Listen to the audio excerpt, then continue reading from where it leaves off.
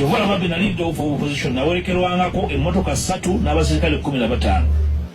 Ndi commissioner mu parliament ntambulya emmotoka yaki ya government kubanga ndi commissioner mu parliament. Abakulembeze ku ddaala eyo bawummula baweebwa akasiimo. Omuntu asinga okunyoomebwa mbabulire omuntu gwe basinga okulabirira obubi kubanga leader wa opposition abeera nga prime minister wa opposition. Ono mbaka omukyala mu mulaba emyaka 5 eginaggwako agenda kuweebwa akasiimo kali mu bukadde 100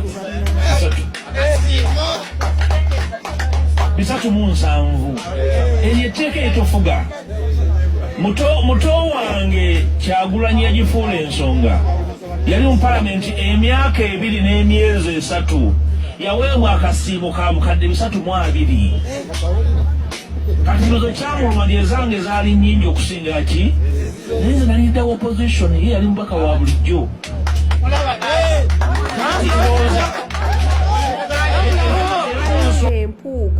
Impuuga Namboze yatugamba Ticha Namboze yagamba Impuuga President yamugamba Impuuga zaayo ssente zino ojje weetondere ne bannayuganda. Ebyo ebintu si byange. Ticha Namboze yabyogera yali oba ku radio I don't remember. N'amagamba President n'agamba Mpuuga zaayo ssente ezo wonoozizaayo weetondere ne bannayuganda. Ekintu kino kigenda sigalanga mu pate bajja mmanya pate yaffe egendera ku mazima n'obwenkanya. Impuuga nakkiriza nga bali mu ofiisi nti bateesa. Impuuga we yafuluma wabweru. Impuuga mbu n'abagamba kanzireyo ewaka njogereko ne family yange. Impuuga we yaddayo wabweru yatandika genda ku TV. Yasookera ku CBS we yava ku CBS nadda ku BBS we yava ku BBS nadda ku NBS. Ezo TV we tuzoogerako mumanyi bannanyinizo. Kati ng'olwamaze oyogera n'abantu be Bassegona Balukwago Babedi Bwanika nga bamugamba ojja kuswala. Tozaayo ssente basse mu Uganda tozaayo ssente ezo zigenda kuswaza. Wabula gwe gamba ssente tozimanyi. We yatuuka ku CBS n'agamba nze ssente tebazimpangako. We yatuuka ku NBS n'atandika nze ndi musajja wa Kabaka. Ng'ebigambo byayogera tebikwatagana. Naye President yamugamba ekyo ekintu wotali kikola kijja kulondoola ne we kiriba kivuddeko kiri kusigalako. Essaawa eno tuli mu bbanga Kimpuuga we okuva we yagaana okuzaayo ssente ezo. Ne kati Impuuga akyalaajana n'ekigambo ssente. Impuuga tetuli kwani awummudde n'afuna akasiimo si ensonga. Kubanga omuntu akoze obulungi yenna ofiisi ez'enjawulo si Uganda yokka kubanga n'abamu mu bali azaamanya. Omuntu yenna ng'akoze emyaka 5 okudda waggulu n'awummula mu ofiisi eyo afuna akasiimo ke. Olaba naffe abakozi abakubi b'ebyeyo ng'okola kontrakiti yo n'ogimalako bosi wakuwa akasiimo ak'emyaka 2 gy'okubidde ekyeyo. Kaakati gwe ate munnayuganda nga ne ofiisi gy'olimu eri mu Uganda lwaki baba tebakuwa kasiimo? Naye twogera kasiimo gwe wali wakajja mu ofiisi eyo eya leader of opposition n'ofuna akasiimo oko wakafuna otya akasiimo ako? Ye ansa oyogera bingi naye toyina ye question answer. Ebibuuzo tuyina bingi naye toyina ansa. Mpuuga oli mu bintu ebyekyana ekito. Kyagulanyi waba yamala mu parliament ya Uganda emyaka 2 n'emyezi 3 gy'oyogedde nanyuka yalaba nga parliament teyina kyeri. Ate n'ekirala njagala nkubulira ekintu kyange kino Impuuga Kyagulanyi takompitinga naawe wadde n'omulundi n'ogumu wabula Mpuuga weemazeeko emirembe. Singa olunaku lunaakera ne weesonyiwa erinnya lya Kyagulanyi mu kamwa ojja kufunako emirembe emitonotono kubanga ffe twakwesonyiwa twamanya oli mubbi. Wabba ssente z'Abannayuganda miliyoni 5. Ebyo by'ogamba Kyagulanyi we yawumula bamuwa obusente butono. Kyagulanyi yagenda mu parliament ya Uganda ng'alina ssente era obwo bwe baba bamuwa butono obwo bwe baamuwa n'ekivulu kyeyandikoze mu lunaku lumu era sitiru ziba ntono. Ate Mpuuga njagala nkugamba ebigambo byange bino. Kyagulanyi teyajja mu parliament ya Uganda kukola ssente. Kyagulanyi yajja kulwanirira Bannayuganda. Kyagulanyi yajja kuyimirira ekyo ku ki bannayuganda kye twagala. Kyagulanyi teyajja kukkusa lubuto lwe, yajja kukkusa nsi ye. Bintu bibiri byawukana, okukkusa olubuto lwo n'ensi yo. Naye ensi okuva nti tannaba gikkusa, kyova olaba akyalwana ensekkute. Ensi ye eriwa yeffe abantu, twagala kukyusa nsi yaffe. Olaba essaawa za kakati okyalwana n'ennusu 5 miliyoni 5 bye watwala. Tubuulire ba leader of opposition bonna abaaliko bawinikiza sente ezo baazifuna nga bakayingira mu zi office. Office gy'oyogera sente ezo gwe wazifuna kulya mu NUP Lukwe.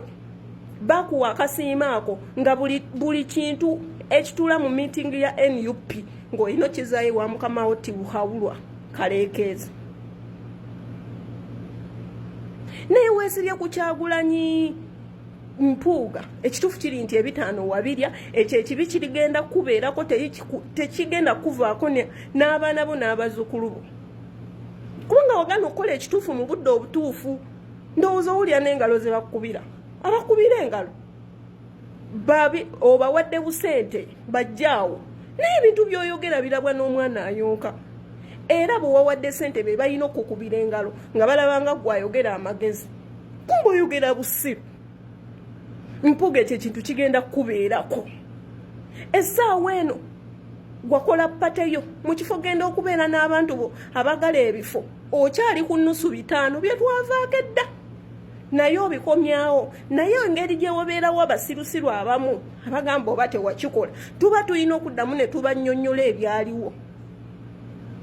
N'ekifo kya komishona baakikuggyako, wakyeremezaako bweremeza. Kubanga mu NUP tetukolagana na nguzi. Wakyeremezaako Anita Amongi ne Museveni baakikulemezaako. Era singa komishona nayo yali ekolaga ng'ebeera mu NUP as in party, ng'ekyali ekya vice president wekyali, singa nakyo wakivaako dda. Kaakati okaabira awugamba akasiimo nga Joel kumpi agenda bweza mwaka oba gwawera, nga Joel tebannamuwa kasiimo. Nga ye Joel tannafuna kasiimo, gwe wali wakayingira office n'okafuna. Lwaki Joel Ssenyonyi tannafuna kasiimo? Oba owoza buli omu afuna akasiimo. Mpuuga wabba sente zaffe, ogenda kuzirya zikulye, ozirya zikulye. Ekyo ekibi kyo kigenda kubeerako paka woolifa, beera ng'okimanyi. N'ensi ne wanaakyuka Uganda kubanga yeegenda kyuka, ekyo ekintu tekigenda kuvaako. Kati olina emisango egi gye tukumanyiiko, kulya ssente n'okusibisa abaana b'abandi mu byekisiru.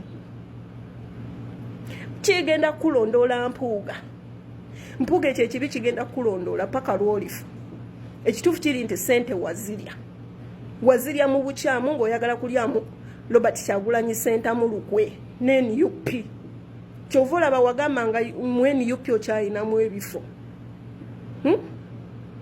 Okyalinayo obuntu bw'obumu bw'otuma, naye era mission tezituukiriranga.